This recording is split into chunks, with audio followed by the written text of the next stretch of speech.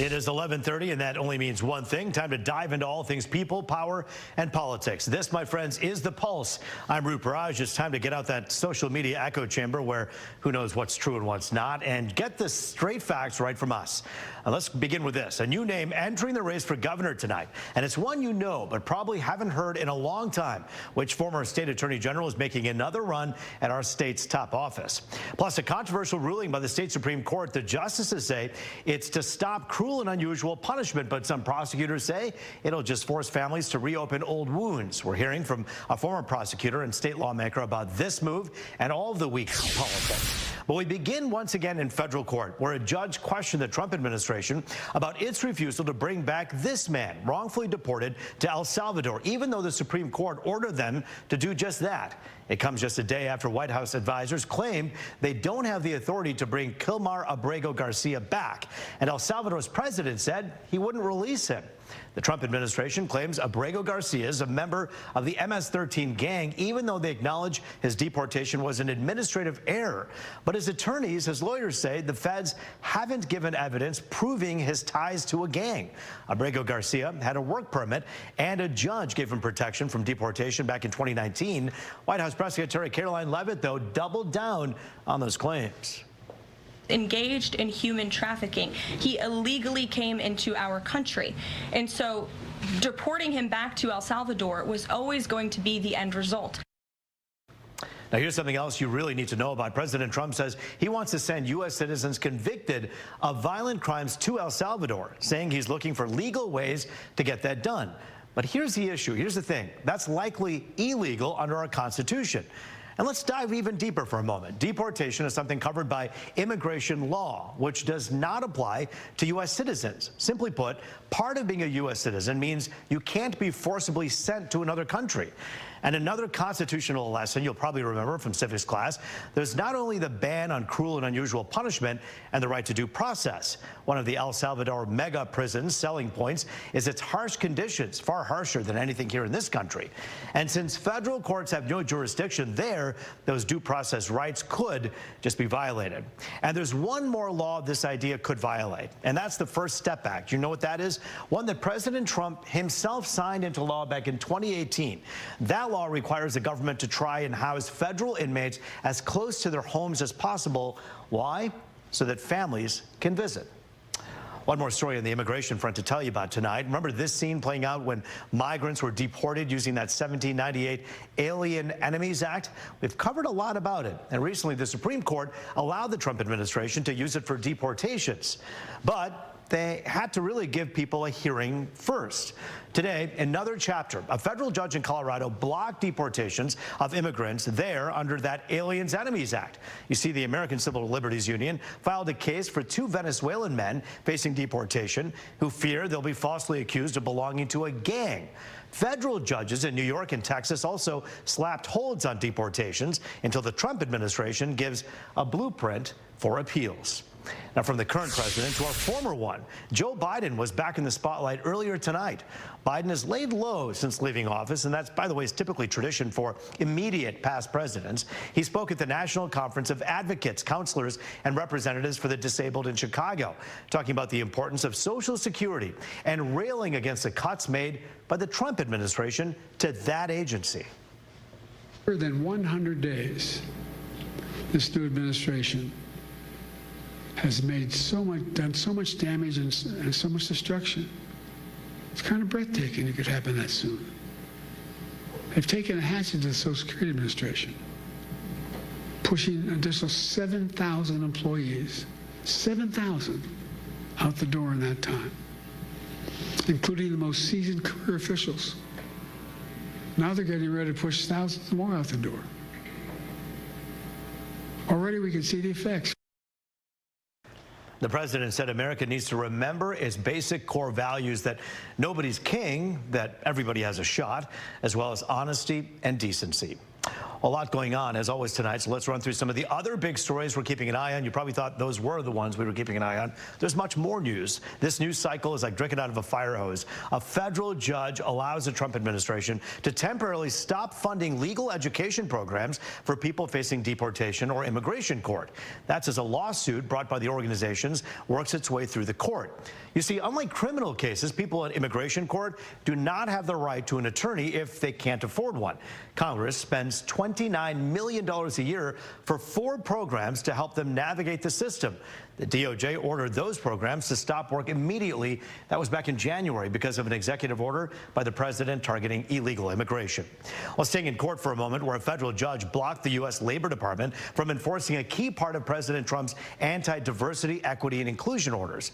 The order stops the Labor Department from requiring government contractors and grant recipients to certify they don't operate any DEI programs that go against those orders. Now, that's as a lawsuit works its way through court. That suit argues that the orders violate First Amendment rights and are so vague it makes compliance impossible.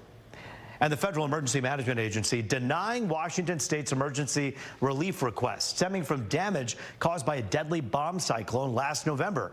The letter didn't explain why, just that the $34 million isn't warranted. Washington State says it will appeal this.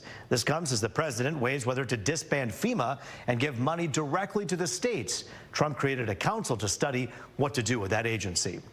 Well, a crowded race for Michigan governor gets even more crowded, and this latest one is probably a bit of a throwback for you. Former Attorney General Mike Cox, remember him? He's joining the Republican ticket and was our state's Attorney General from 2003 to 2011. You'll remember he ran for governor in 2010, losing in the primary to now former Governor Rick Snyder. Cox says his goal is to, quote, make Michigan great again. I'm tired of being told we can't lead anymore, that we should accept less. Aren't you? We are Michigan, the strong, the tough. We build. We're the land of great lakes and great dreams. I'll tell you, it's a crowded field for governor already, and the race is a ways away. On the Republican side so far, in addition to Cox, Congressman John James announced his candidacy last week. You'll remember State Senate Minority Leader Eric Nesbitt also announced he's going for the top office as well. Equally crowded on the Democratic side of the ticket, Secretary of State Jocelyn Benson, Lieutenant Governor Garland Gilchrist, and yes, Genesee County Sheriff Chris Swanson announcing their bids. And of course, as you know, Detroit Mayor Mike Duggan running as an independent instead. And by the way, almost each and every one of these candidates has been on the pulse, and their people call us as soon as they go run, and we're going to get the other candidates on this show as well. By the way, so many of you had something to say about this on social media. Mike, thank you for writing in. You say, hey, Mike Cox is an outstanding pick for governor. He's also been the best attorney general Michigan has ever had. Matt says Duggan has already proven he can work with both sides and win. Deborah, your thoughts? John James, we need a businessman to run our state. And an Arena says Duggan or Benson, both highly qualified. Turning now to the Trump administration's battle with colleges and universities, Harvard has billions of federal dollars frozen at this hour after refusing to make changes demanded by the White House. Those changes included eliminating DEI programs, as well as reporting students on visas violating code of conduct, and cracking down on protests held on campus. That part is in response to pro-Palestine protests that popped up on college campuses last year. The Trump administration says it's all to stop anti-Semitism on campus. Have been addressing the issue of anti-Semitism on campuses. There's been some grant funding and contract funding that we've reviewed, and some we've canceled and some we've put on hold, waiting for that while we do an investigation. Now we get you all sides on this show. Harvard President Alan M. Garber, well, he released a statement on the refusal to make those changes, and this is in part what that statement says. No government, regardless of which party is in power, should dictate what private universities can teach, whom they can admit and hire, and which areas of study and inquiry they can pursue. A lot to talk about on this political landscape. The president's tariff and deportation policies, his seemingly warmer relationship with Governor Whitmer, and a controversial ruling by the state Supreme Court. Former State House Speaker Tom Leonard and current state rep Noah Arbit are ready to roll. You're watching The Pulse here on Fox 2.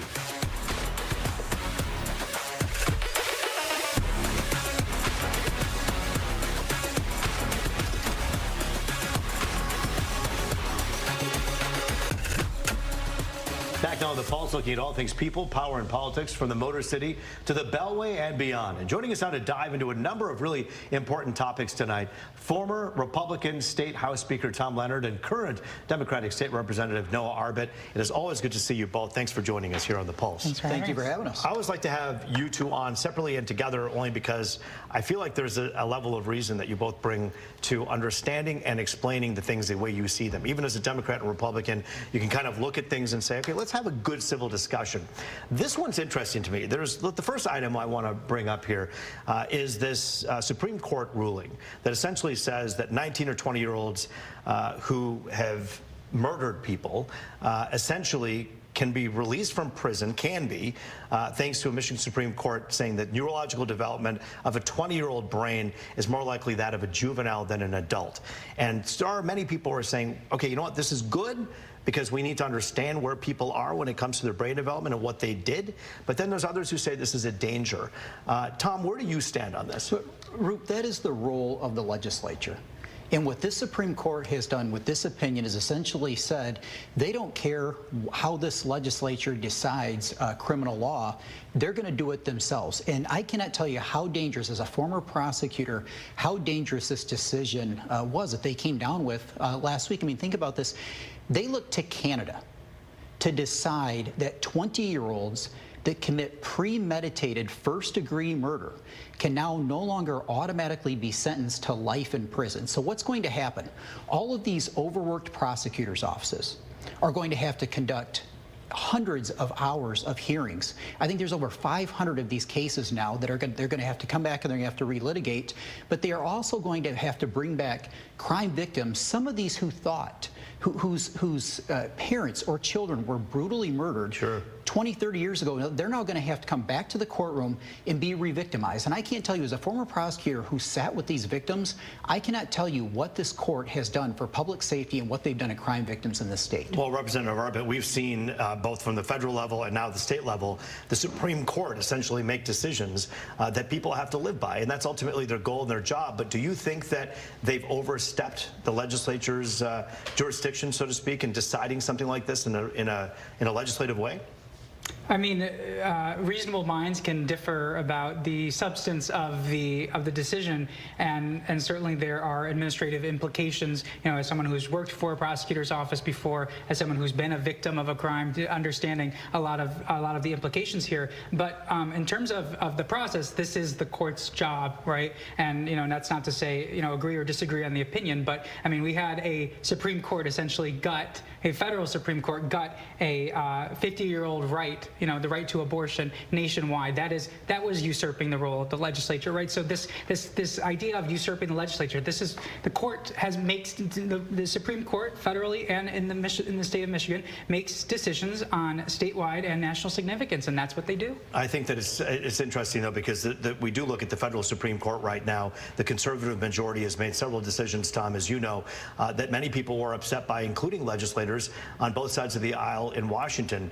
Do you think that this is any different? Why do you think this is different? It absolutely is different. I mean, this is one where the court, they said they were looking to Canada to help interpret the state constitution, but also it makes absolutely no rational sense. I mean, think about this.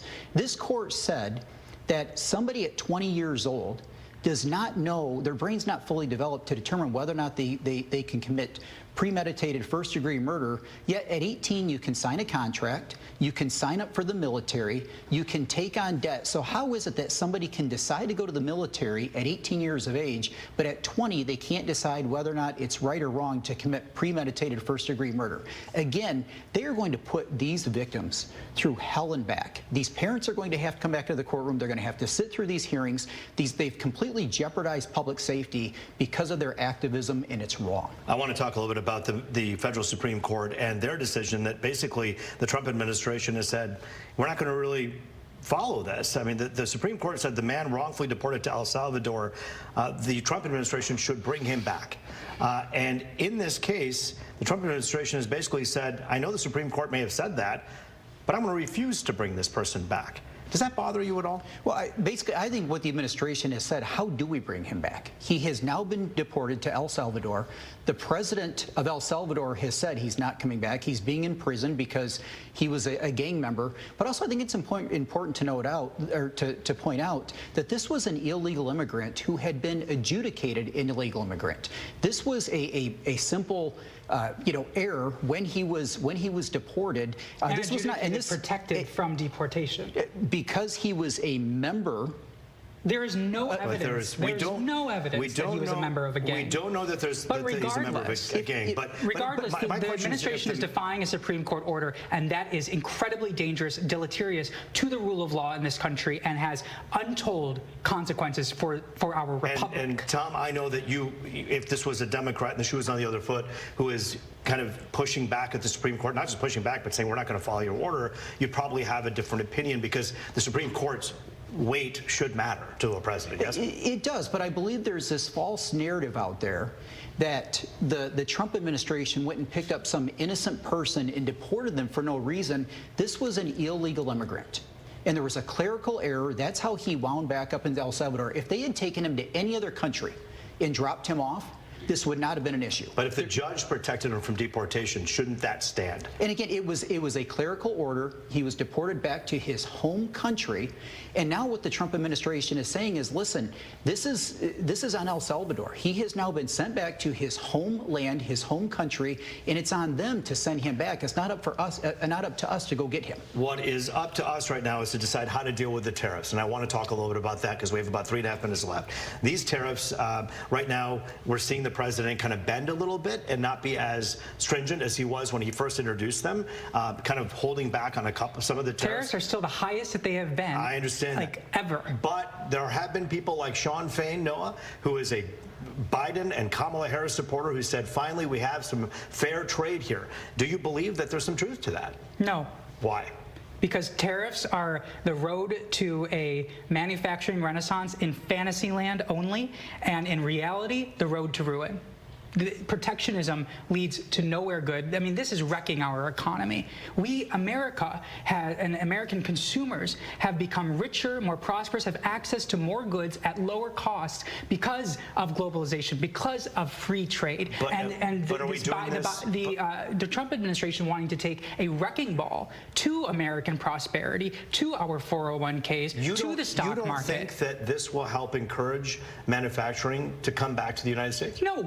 What company is going to want to invest in the United States right now with the uncertainty, the business climate here? Doesn't know what, tariffs this way, up or down. I mean, this is horrible. Well, it is absolutely horrible. But no, Honda has decided to build their hybrid here in the U.S. after talk of tariffs, and they made it very clear. I mean, we'll see what happens. But I have utter confidence that there's no company in its right mind that is going to look at the United States and see a stable business climate. Not to mention, where we were talking about the rule of law a minute ago, one of the reasons why America has been so prosperous, and you were also talking about universities, the bedrock of our prosperity in the United States has been free enterprise, the rule of law, and open innovation and academic inquiry. So Tom, use a scalpel, not a blowtorch or a saw. Is that the best way? If we want to talk about the road to ruin, drive an hour north of here to Montrose and Flint, where I grew up, and see where those areas have been decimated. Buick City pulled out of here in 1999.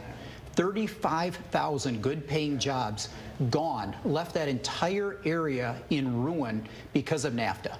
Donald Trump promised to do everything he could to bring manufacturing back to this nation. That's what he's doing right now. He was very transparent as to what he was going to do, and he's delivering on those promises. He's wrecking our 401ks. He's wrecking the stock market. He's wrecking our climate for investment. That is what he's doing. He's wrecking the United States economy. Is there a way for Democrats to see eye to eye and figure out a way to actually work with Republicans in Congress in Washington and say, hey, you know what? I see how this has been an unfair trade ecosystem. It really has in the world, right? It's been imbalanced. We got to figure out how to balance trade imbalances this. are not inherently bad. right? There's a reason why we have a trade imbalance, a trade deficit with Bangladesh in terms of textiles. But not with Japan, China, Germany, well, India. It depends on the good. It depends what you're talking about. These countries produce certain things that we don't produce. We produce certain things that they don't produce. And by the way, if you look at the polling recently was released and said, you know, Americans want a manufacturing renaissance. But do you want a manufacturing job? Do you want your kids to have a manufacturing job? And very few Americans want that for their kids. So the question is what are we really pursuing here? What is this, you know, protectionist policy actually doing other than harming our business climate, our economic climate? And I would just say, drive to Genesee County and talk to the thousands of people who 20 years ago had great health care, could afford a cottage up north, had a great job, that no longer have those, and they want those jobs back, and that's what Donald Trump is delivering. I interviewed then Vice President Biden when he was running for office in 2020, and he admitted to us on Fox 2 that absolutely NAFTA was a terrible mistake, and if he had to do it again, he would have changed it. But this is an interesting conversation, one that we can't finish in 9 minutes, but I want to say thank you for starting the conversation. Thank you for having us. Thank you both. We appreciate it. Still tonight, look out. Vice President Vance's response to this viral blooper at a celebration for his alma mater, Ohio State University, the trophy mishap. Next.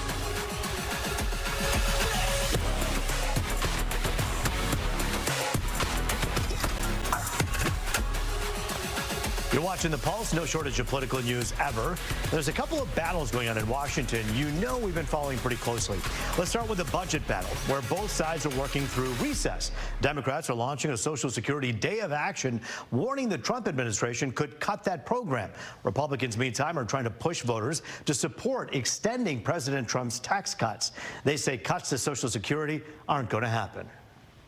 Republicans are demonizing Social Security. Donald Trump, Elon Musk, and their Doge allies are trying to slash, eviscerate, and even end Social Security. We will not be touching Medicare. We will not be touching Social Security. Looking at reforming programs to make them more affordable and also at the same time more sustainable for American people. Programs like Medicaid, for example. Republicans want to have the budget finished and voted on by Memorial Day. Stay tuned. All right, before we go tonight, we want to end on a light note because, let's face it, we've all been in this spot before. Vice President J.D. Vance joined President Trump in honoring his alma mater, Ohio State University, after their national championship. But he had a bit of a blooper when trying to hoist the trophy. Take a look.